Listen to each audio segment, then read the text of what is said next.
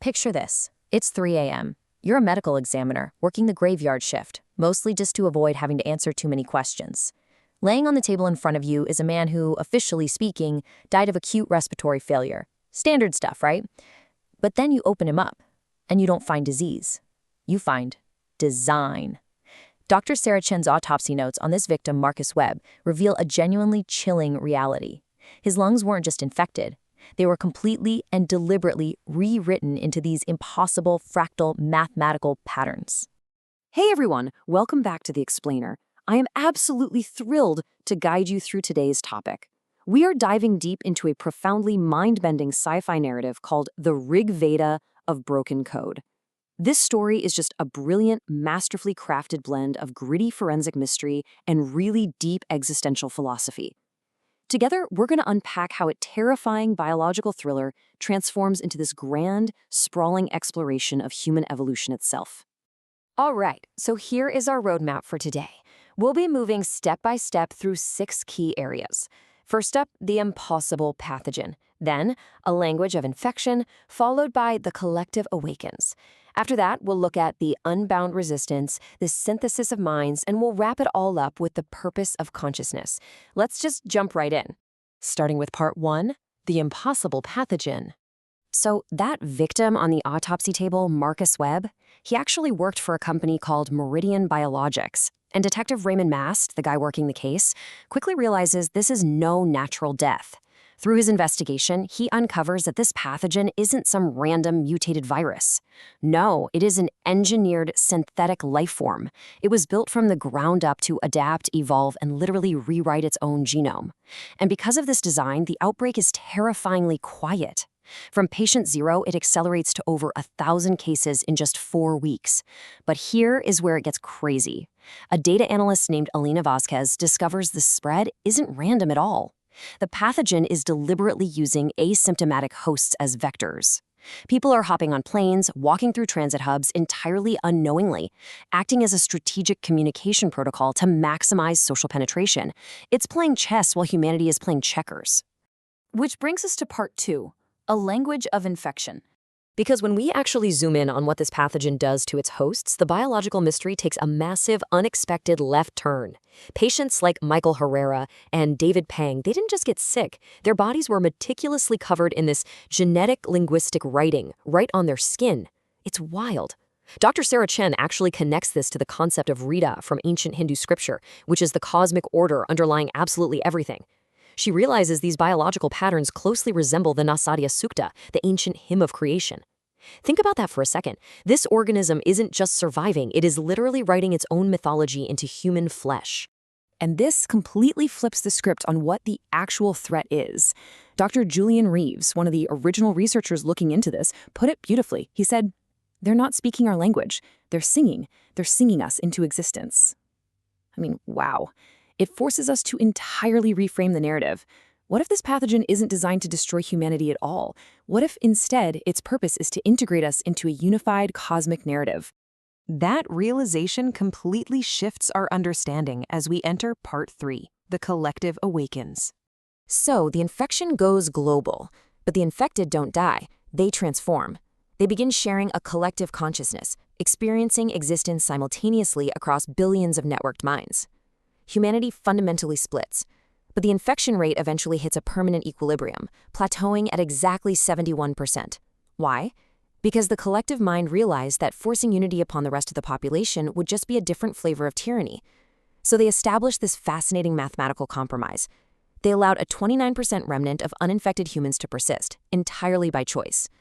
And this leaves humanity cleaved into 2 radically different factions. On one side, you have the transformed, networked, sharing a massive collective existence, and essentially immortal as a single unified mind. Contrasted against them are the unbound, autonomous, deeply individual, and entirely mortal. It is the ultimate philosophical tension. We have the profound, almost overwhelming awe of universal communion, perfectly contrasted against the fierce, isolated, messy reality of individuality. Which leads us directly into section 4, the unbound resistance. How exactly do the 29% survive in a world dominated by a literal hive mind? Well, they establish enclaves. These are safe zones that essentially act as human nature preserves, fiercely protecting singular individual consciousness. But you might be wondering, why does the omnipresent collective even let them exist? Well, the unbound actually serve a vital purpose. They defend individual autonomy and, crucially, they question collective assumptions. The collective consciousness realizes it actually needs the unbound. Without the resistance, the friction, and the stubborn skepticism of isolated minds, the unified collective would face intellectual stagnation. Basically, without friction, they'd stop evolving and eventually just die. They literally need the tension of difference. And that friction builds into an incredible coexistence in Part 5, the synthesis of minds. So it turns out the strict binary between individual and collective existence wasn't the only way forward. We start seeing the emergence of threshold cities, where both factions live side by side, interacting, learning from one another. This leads to a massive breakthrough for the transformed, actually driven by a young girl named Amara Okonkwo. She was born to the collective, but she desperately just wanted some privacy. So they developed what they called cognitive autonomy protocols. It works in steps. It begins with maintaining the network connection, but then, using intense meditation and therapy techniques, building a mental fortress. The ultimate result is integrated individuality. It allows the transformed to carve out private, singular, quiet spaces right within the noise of a billion-mind network. And conversely, a reverse process was created for the unbound, known as recursive transformation. They defined this as dialogue without absorption. Untransformed individuals can basically walk into dialogue chambers to test their singular, individual ideas against the massive collective mind. They don't get absorbed into the network, but it proves that the friction between a single mind and a billion-mind collective creates unparalleled philosophical evolution for absolutely everyone involved. We have now reached our final chapter, Part 6, the purpose of consciousness. This whole philosophical crescendo gets triggered by an unexpected tragedy, the physical death of Dr. Sarah Chen, decades after that initial outbreak. Her death taught the immortal collective a profound, painful lesson about grief. They started to realize that in their vast, endless network, specific sensory textures were getting lost to generalized averages. When Sarah died, her highly unique, specific perspective was just gone forever. To combat this homogenization, they created the archive protocol to mourn and preserve the raw, irreplaceable sensory density of singular human experiences before they get averaged out. They realized something incredible. Mortality, the very temporary, fragile nature of an individual life, is exactly what gives consciousness its ultimate value. And that brings us to the grand unifying theme of this whole story. Whether it's a single isolated mind or a collective network of billions, consciousness is simply the universe knowing itself. The universe uses our minds, in all their weird, diverse forms, as a mechanism to ask questions about its own existence. It needs the unity of the collective to see the big picture, but it absolutely needs the individuals to remember what it feels like to be alone. So I want to leave you with a final provocative thought. Think about the profound, mortal, sometimes painful isolation of your own individuality. Now weigh that against the terrifying but undeniably beautiful eternity of a shared collective consciousness. If you were offered the choice today, right now, would you remain unbound or would you join the transformed?